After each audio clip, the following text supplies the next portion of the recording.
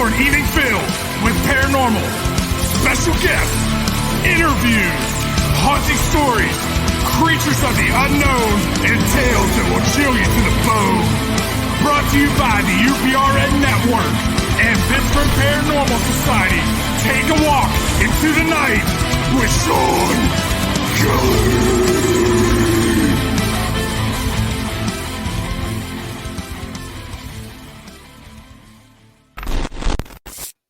Hey everybody, good evening. How are we tonight? This is Shawn Kelly, founder of the Pittsburgh Paranormal Society, co-host of the Sexist Prophecy radio show, and the host of my show, Into the Night.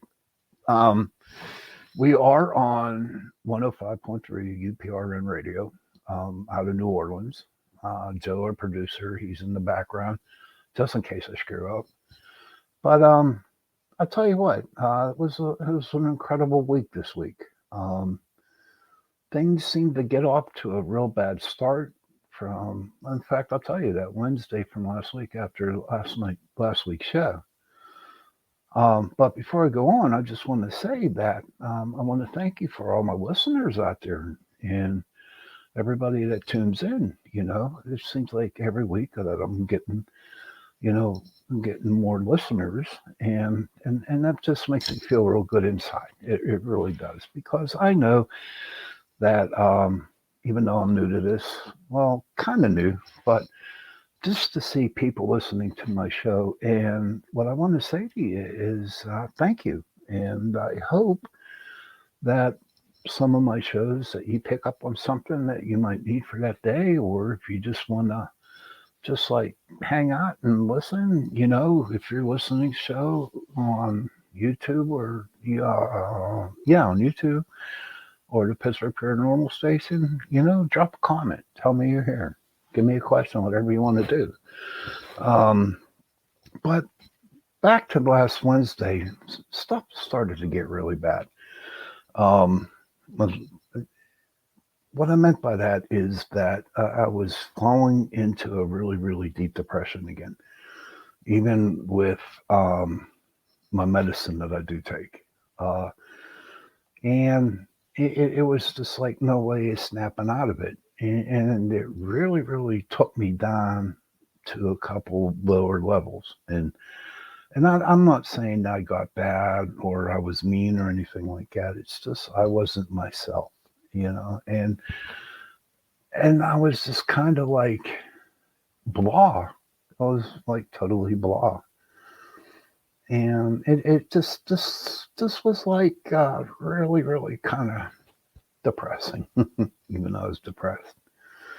But I hung in there, and I woke up every morning, and I continued to go to work, and I continued to do what I usually do.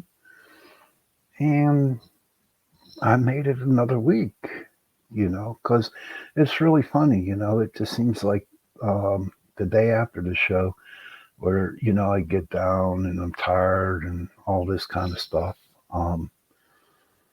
Then come Sunday night, then I know that I'm coming on Tuesday, I get a little bit more excited.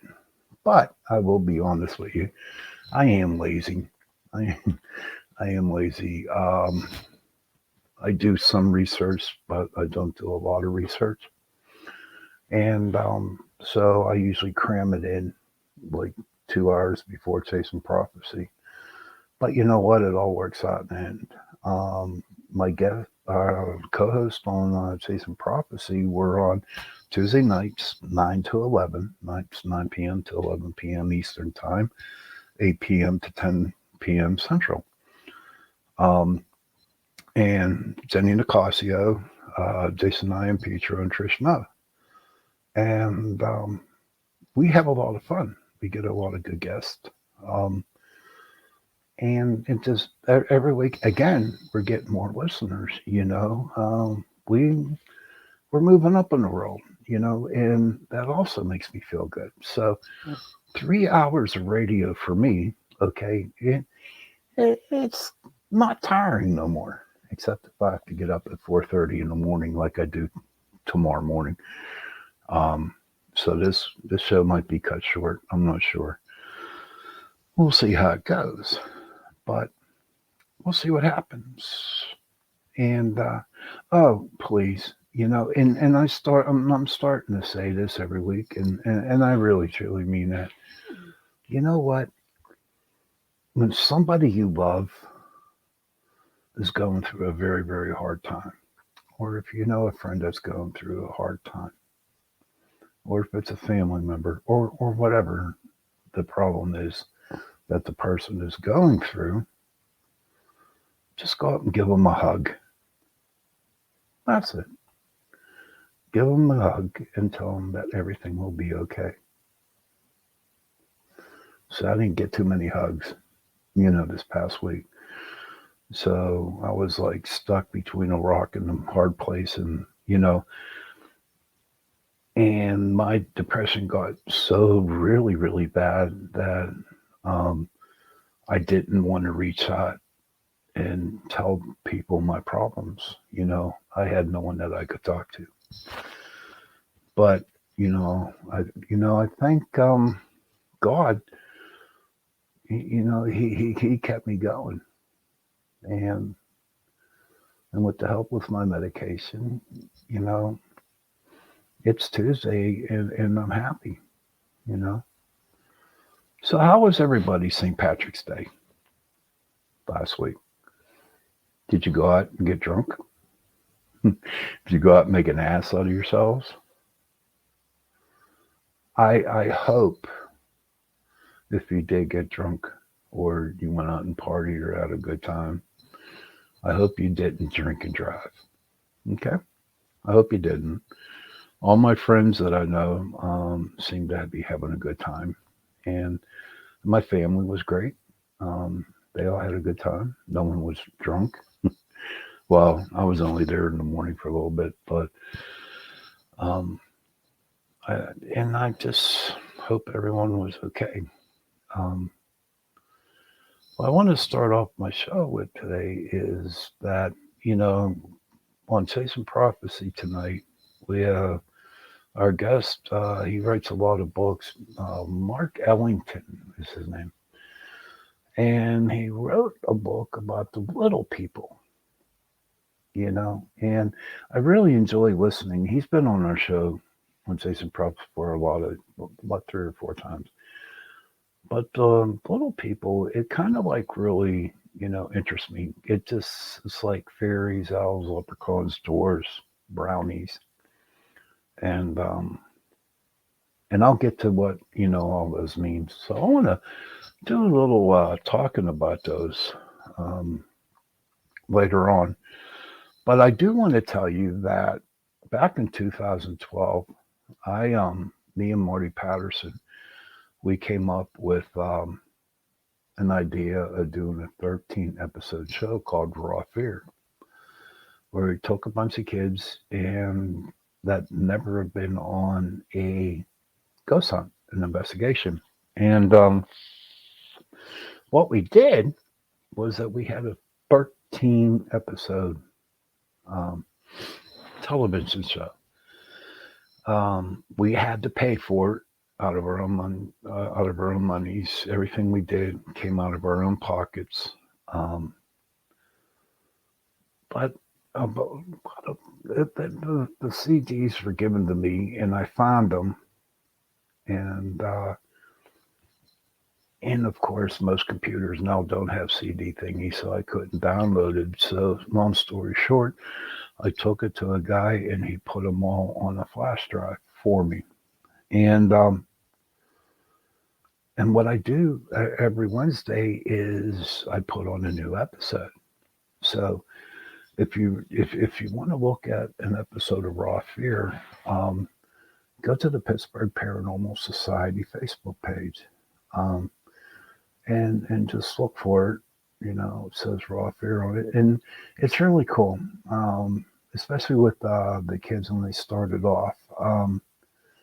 It was like our first one, and at the time, we didn't have all what you see on TV, all the SLS cameras and all the other type of things, all the other type of equipment. We didn't have that.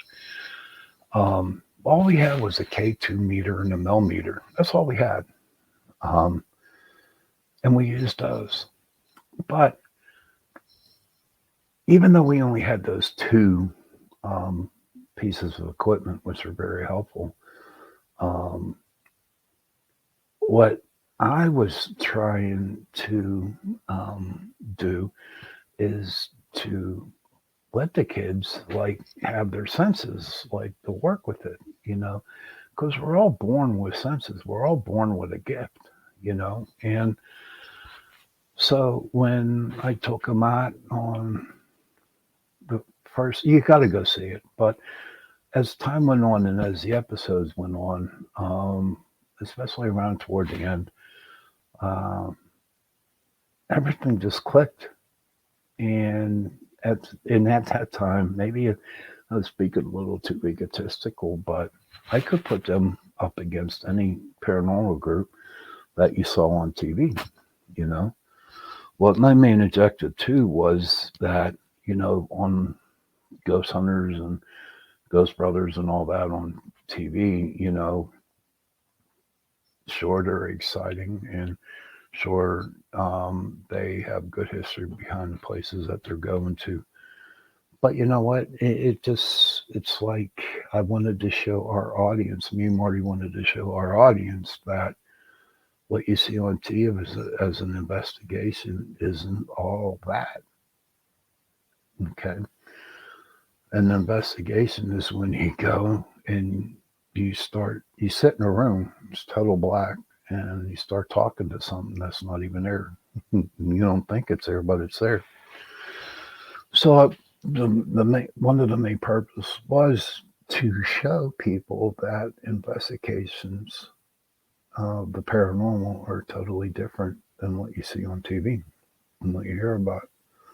Now, I'm not knocking those shows, okay? Um, the TV shows that they have out there, even today, I mean, they're paranormal investigators, and I personally myself don't watch them. Maybe I'll watch a couple of them here and there, but I don't watch too many of them. And but I like the real deal, and that's in the real deal on paranormal investigating, and that's why me and Marty came up with Raw Fair, and it turned out pretty good.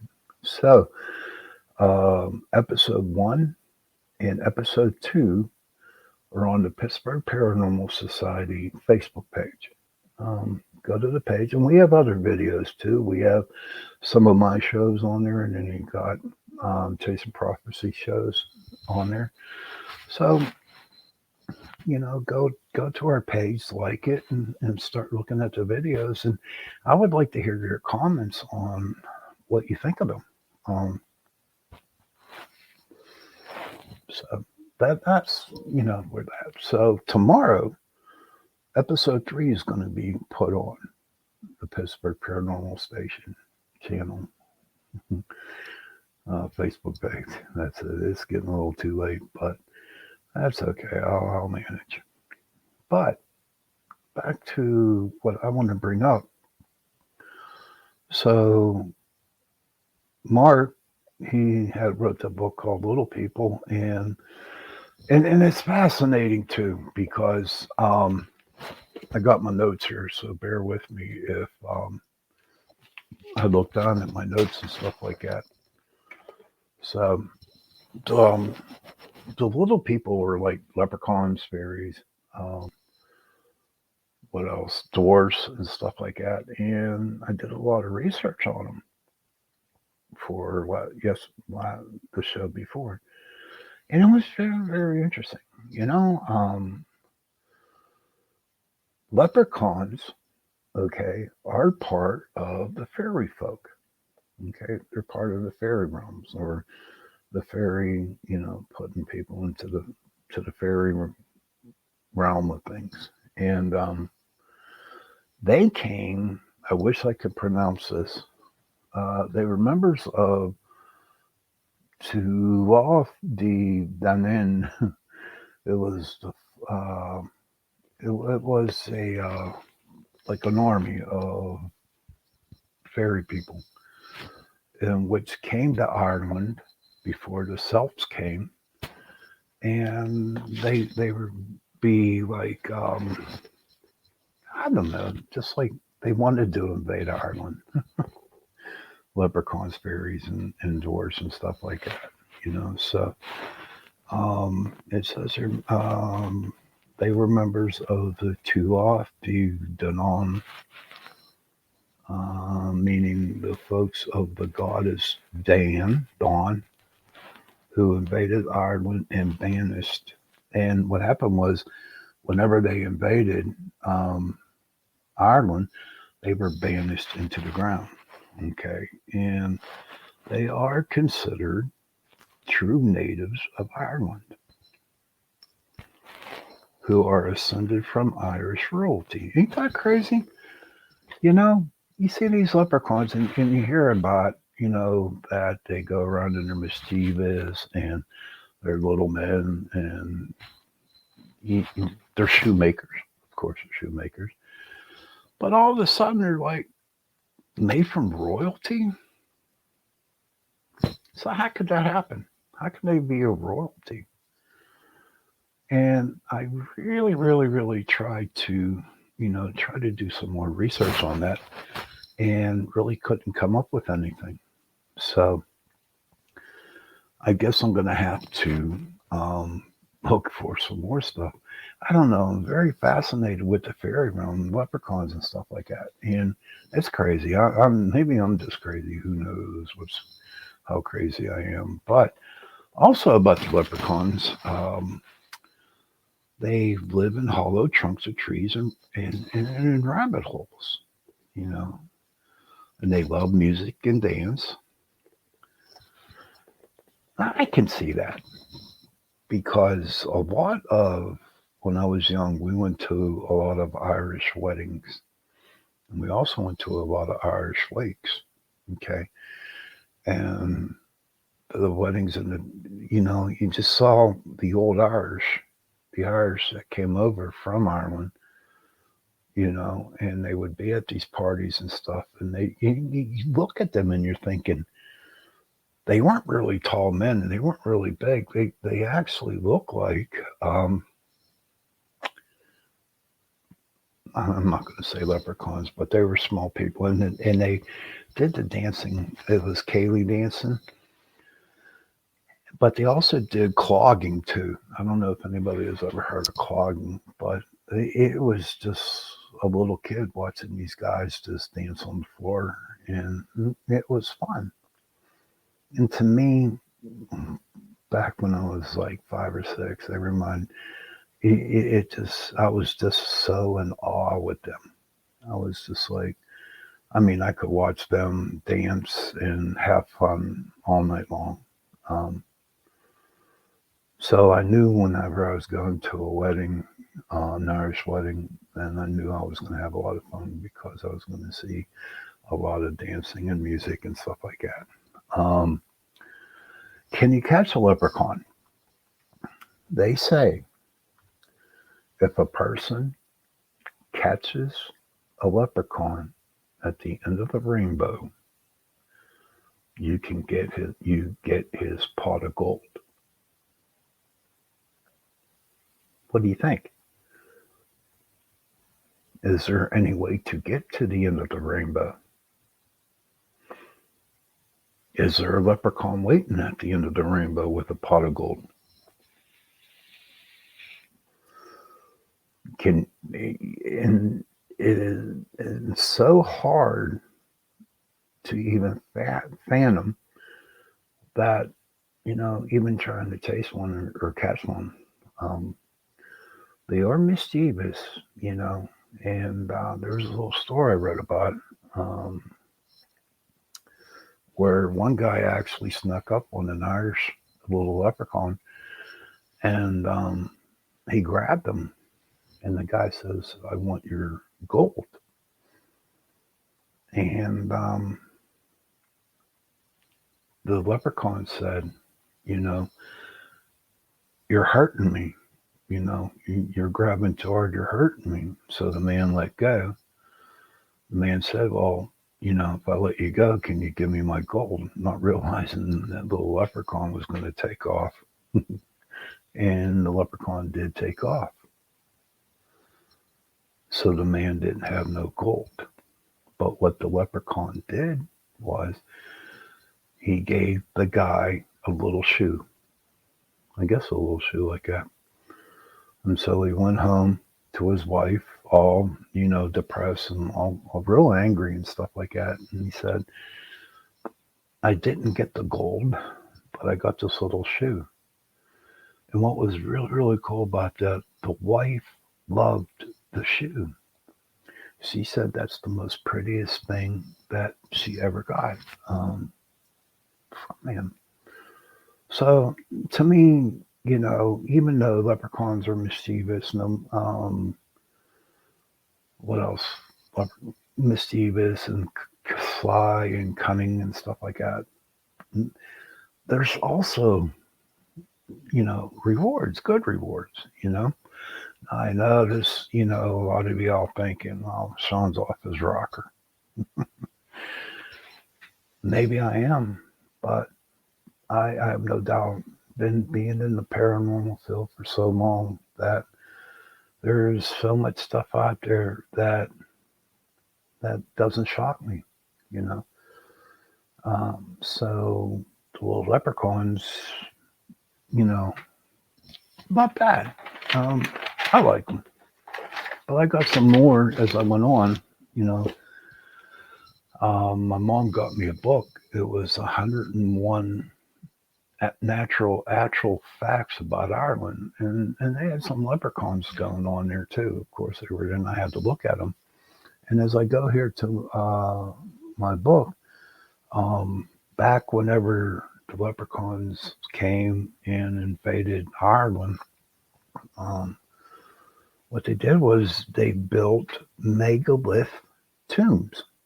Okay, and in today's world, in today's society, they call them fairy mounds. And the spirits inhabiting the mounds, the spirits inhabiting the mounds were transformed into little people. Leprechauns, fairies, and brownies are said to haunt the land. And that brings me my next thing, brownies. Okay. It's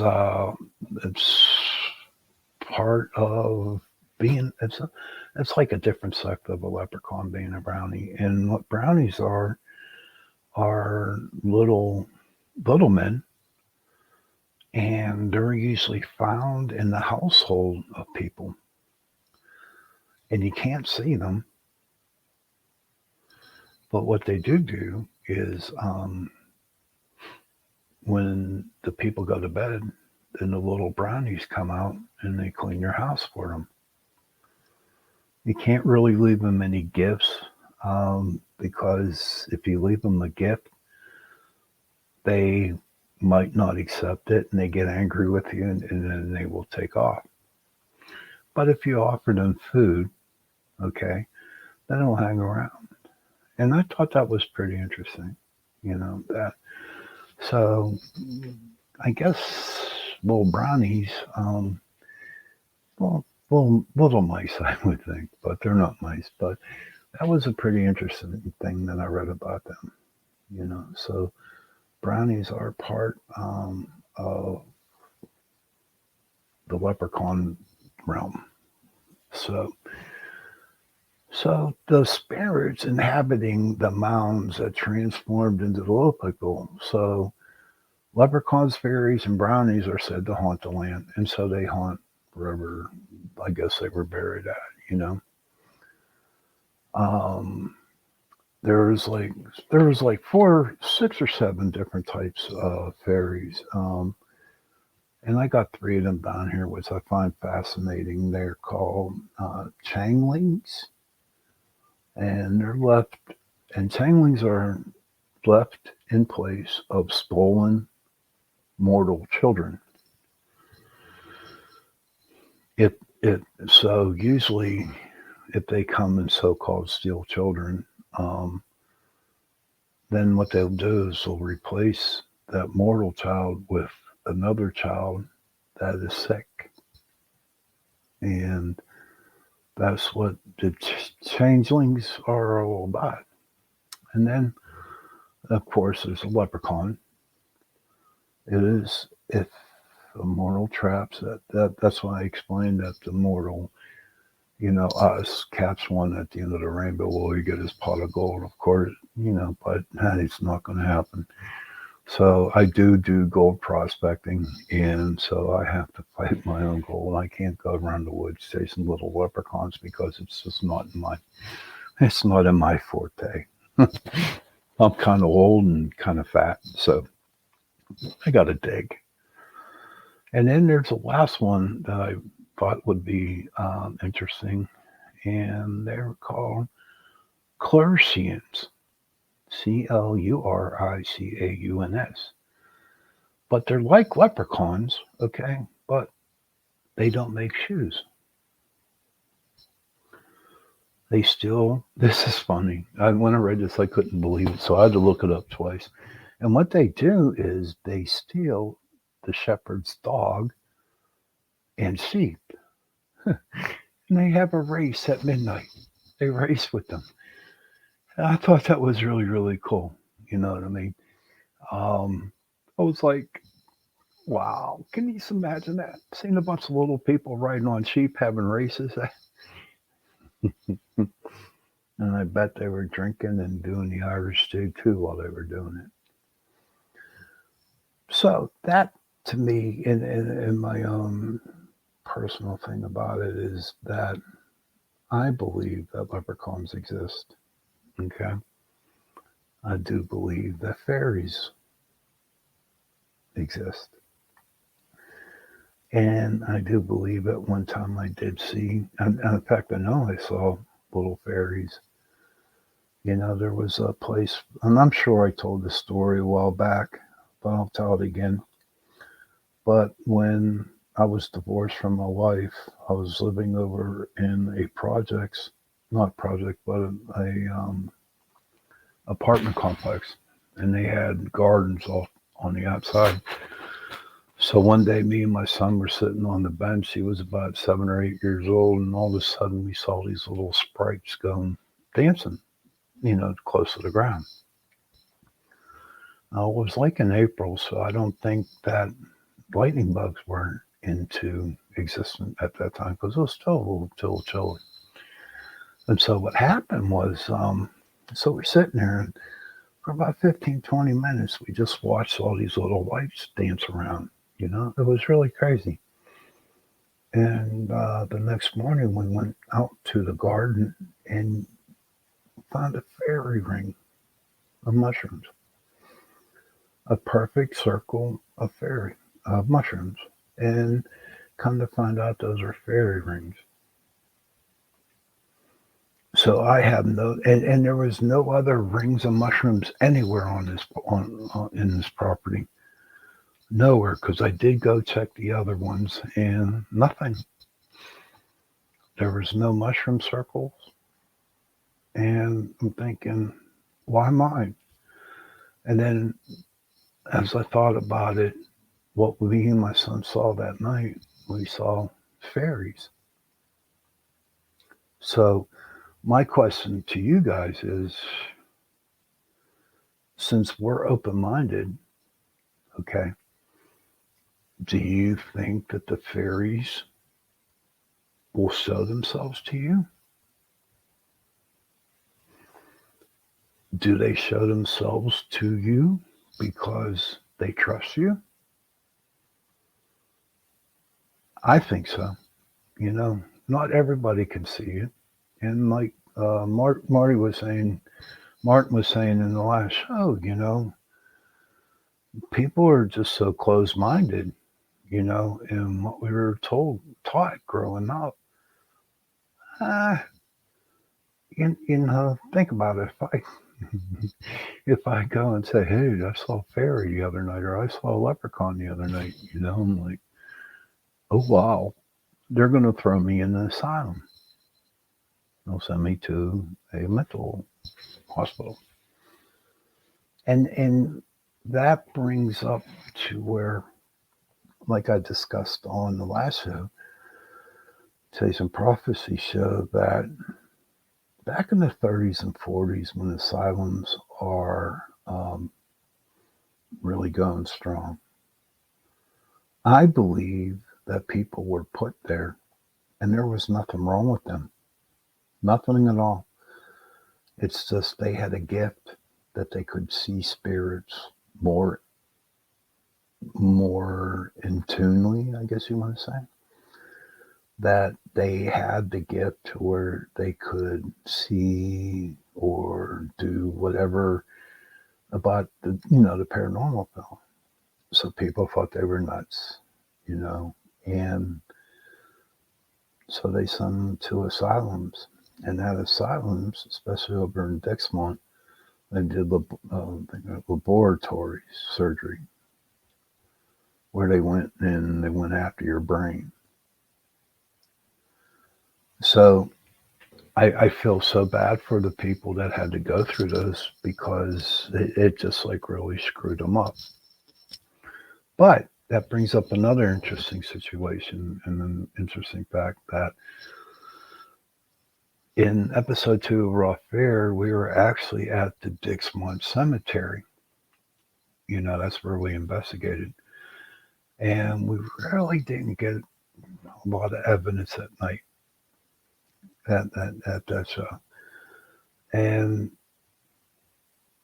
all of a sudden I'm standing there, and I even say on the show itself, I say, I asked the question, I said, is it possible that if they did laboratory, mess with your brain, if you're dead and you're a spirit, do you still have a brain? Do you know that you're dead? Do you know that you're a spirit? Yeah, don't know. It's pretty crazy. It was just a long, really depressing investigation that night. So if you want to know more, you just go to Pittsburgh Paranormal Society Facebook page and check it out. But not knowing, what do you guys think? You have to tell me. You have to tell me what you think. Leave me a message. I think that when they did, the operation on the brain, and you don't have a brain no more. You can't think right. You can't do what you were told to do or taught to do. You just forget about everything. And I believe that when you die and you didn't have no brain, that you just couldn't understand what we were saying or what we were doing. Similar to like being, if you're a zombie or something like that in the zombie, but you're in the spirit realm. Now, back to my show.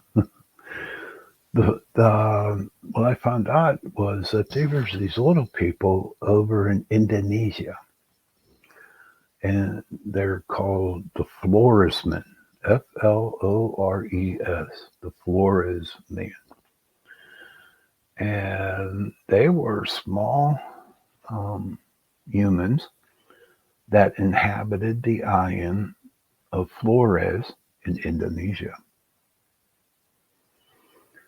They did find a skeleton that did belong to a 30-year-old female, and they nicknamed her the Little Lady of Flores, or short for Flo. Now, did they come? Where did they come from? Where did these little people that were found in Florence, and even leprechauns, stuff like that, where did they come from? Do you think maybe back in the 10th century whenever they came in, and along with the druids, um, who were part of Ireland. Do you think they were, did they bring the leprechauns along with them? Did they do the druids doing magical things to which in order to bring the leprechauns here? Well, just think about it. Just imagine if they did. Okay. Now, the the people down in Indonesia, okay, how did they get there? Because Indonesia and Ireland are like far away from each other. Were they supernatural? Could somehow get here from a different plane, from another universe? How? What do you think? They were just recently discovered, so there's really not too much information on them. Okay. So, you know what? I'm going to start looking into that because it sounds really, really interesting, you know.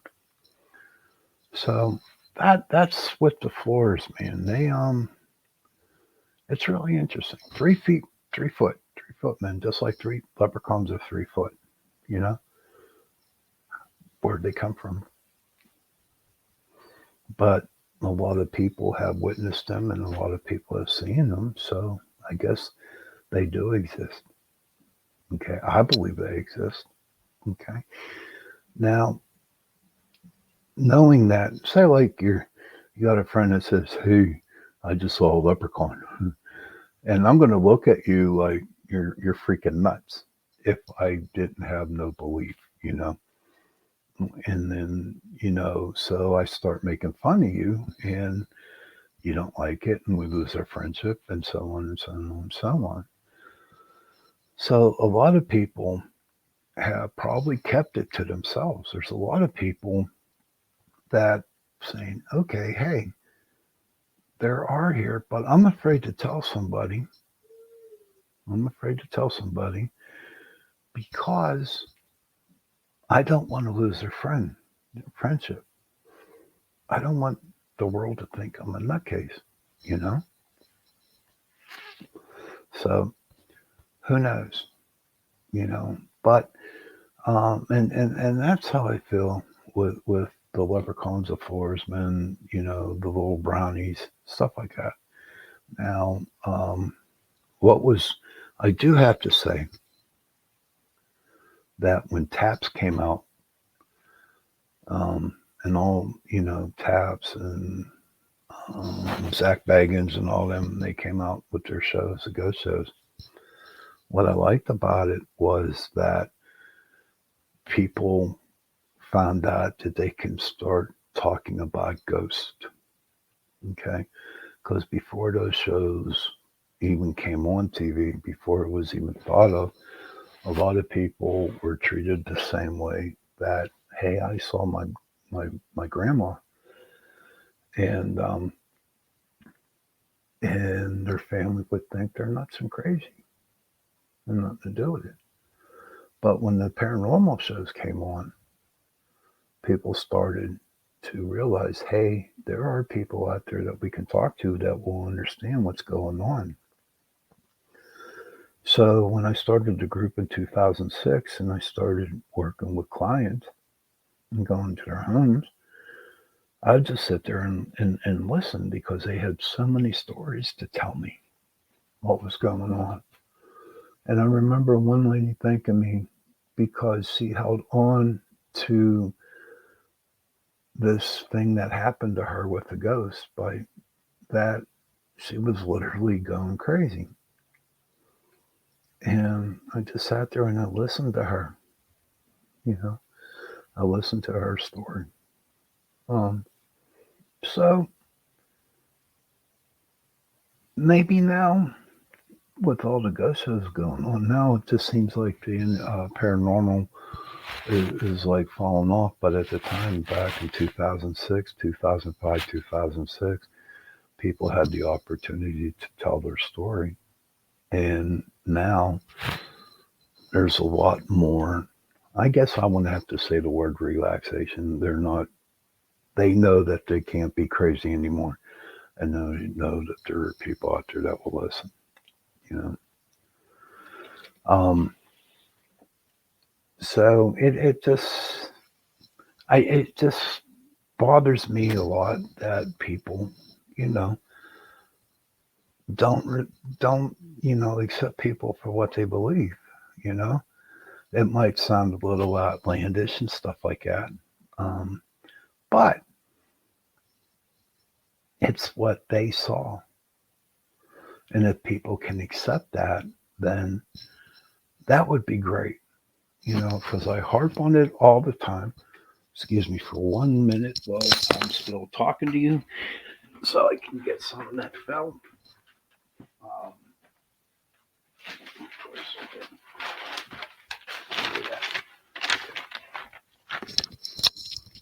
all right. So I'm back again. I had to pick up a paper that I needed because I wrote some stuff down. But maybe people will start, listening to other people and their stories. Maybe the world will be a better place, you know.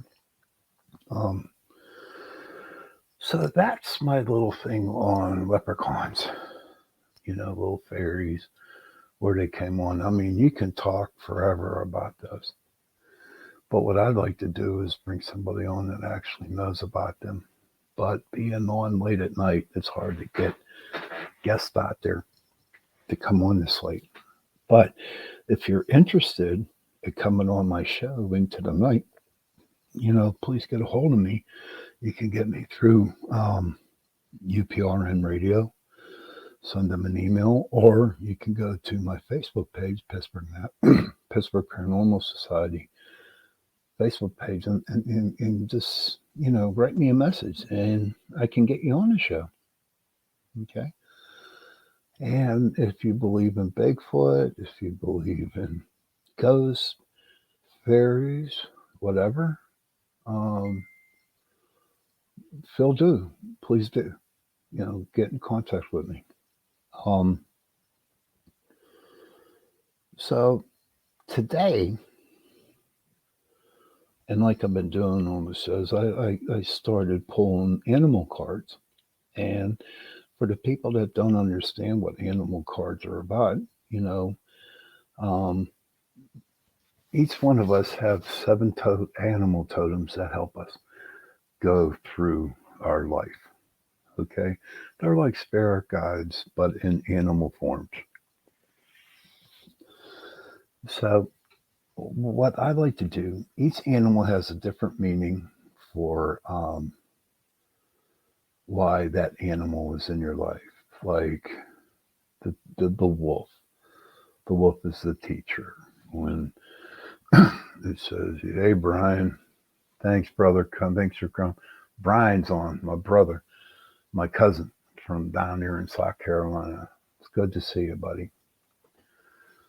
But so what I've been doing is drawing some cards, before the show and writing down and see what they got. And so I have my list here, okay? And these are the cards that I drew for tonight, okay? Now, this is like, whoever's out there listening to me now, okay? Maybe these cards were meant for you. Maybe these are the reason why the animals are with you. Okay. So I picked 5 cards. All right. The first one I picked up was the porcupine. And the porcupine, their whole deal is about innocence. Okay. And what the porcupine teaches you is that, you have your own needs and trust. You have that. You need trust, you need needs for your everyday life. But when the quails come out is when that trust, somebody, shafted you, to where you can't trust them anymore. And that is when the quails come out. That's when they bite you in the butt or in the nose or in the face, whatever. But to me, the porcupine, it eats little insects and stuff like that. And it does show its tail off, with the coil shown. So it is peaceful and loving animal.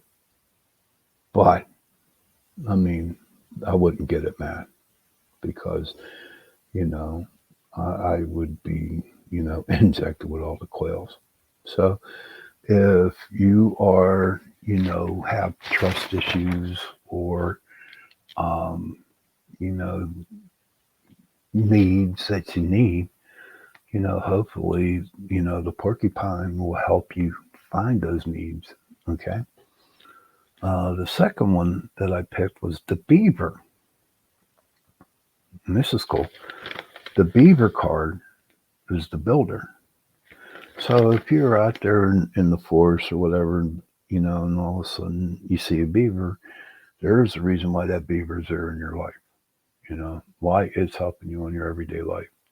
Um, so what the beaver does, how it builds dams and there's little different, places where they can get into the dam and be protected by animals that are, that could kill them.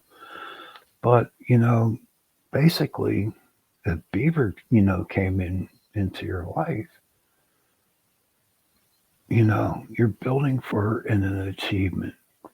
Right now, you're building for achievement and working on it. So, for instance, say like you wanted to get that new job and you knew you qualified it.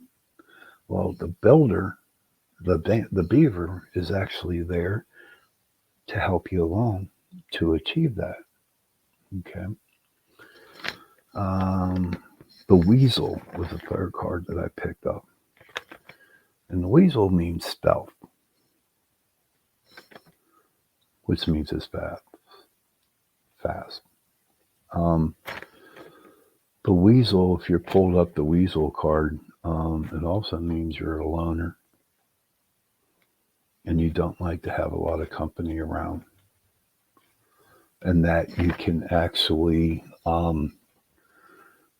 go on life's terms as you see it, nothing holding you back.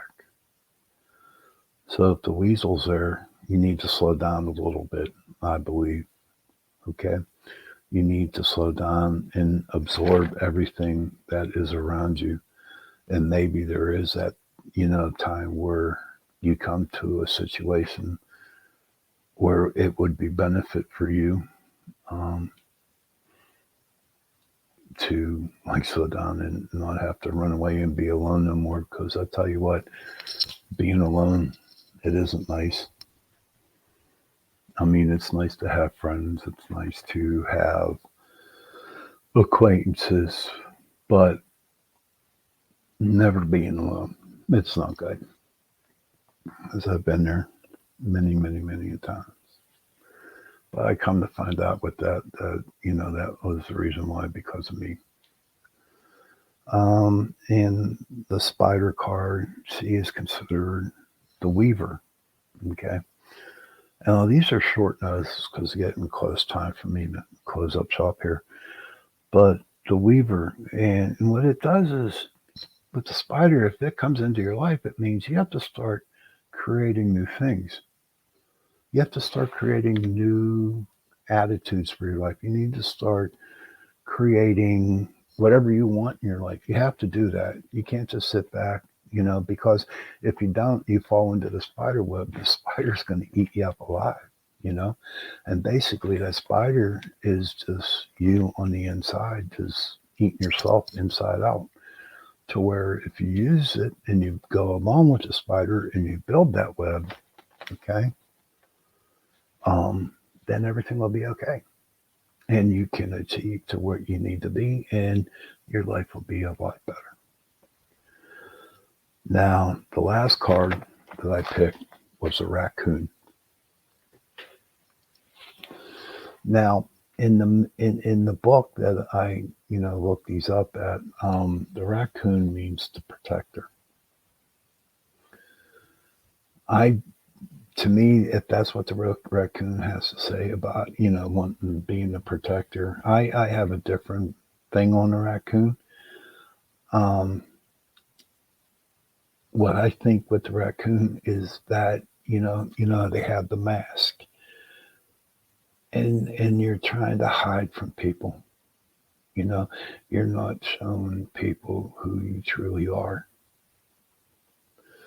So whenever you're in a situation and you pretend to be something that you're not, okay, and then you just don't, it's just not working out for you.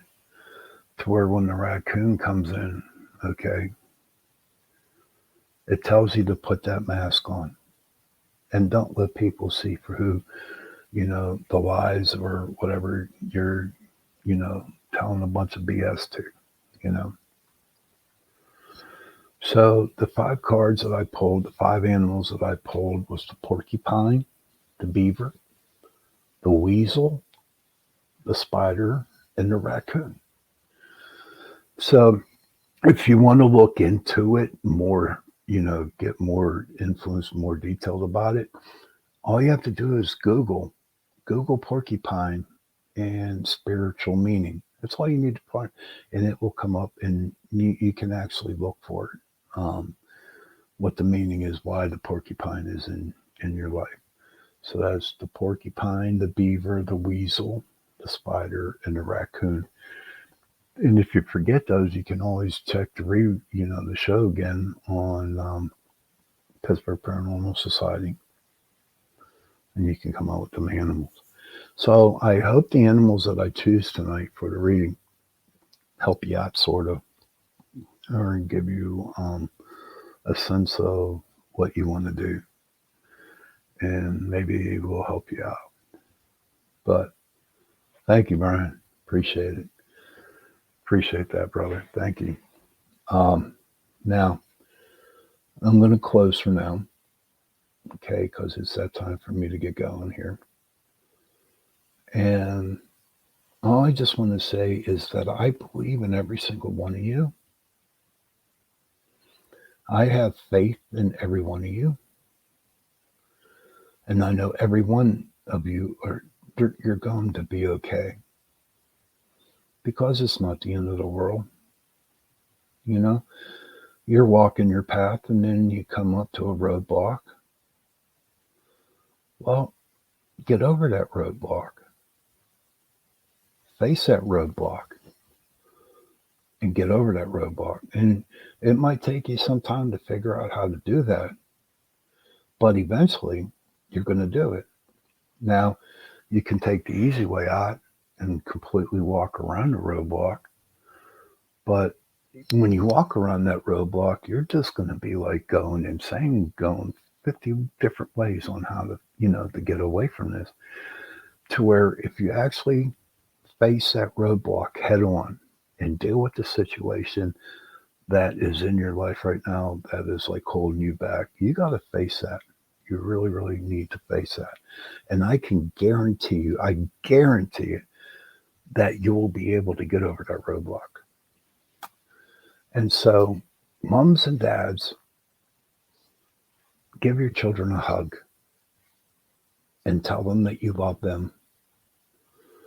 And children, give your parents a hug and tell them you love them. You'll be surprised those three words, I love you, and a hug mean. They go far. And I hope one of all the people that listen to my show, can actually go up to their mom and dad or their sons and daughters and hug them and tell them that you love them.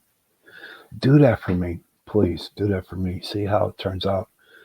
And also, make somebody smile. Do something nice for somebody. Just get them a smile. If you make a person smile, then that person is going to have a wonderful day. I can guarantee it. So help somebody. Make them smile. It might be small, but hey, it's okay. you made that person feel good. So with that, I want to thank everybody for coming in on and listening to the show. Have a good night and happy hunting.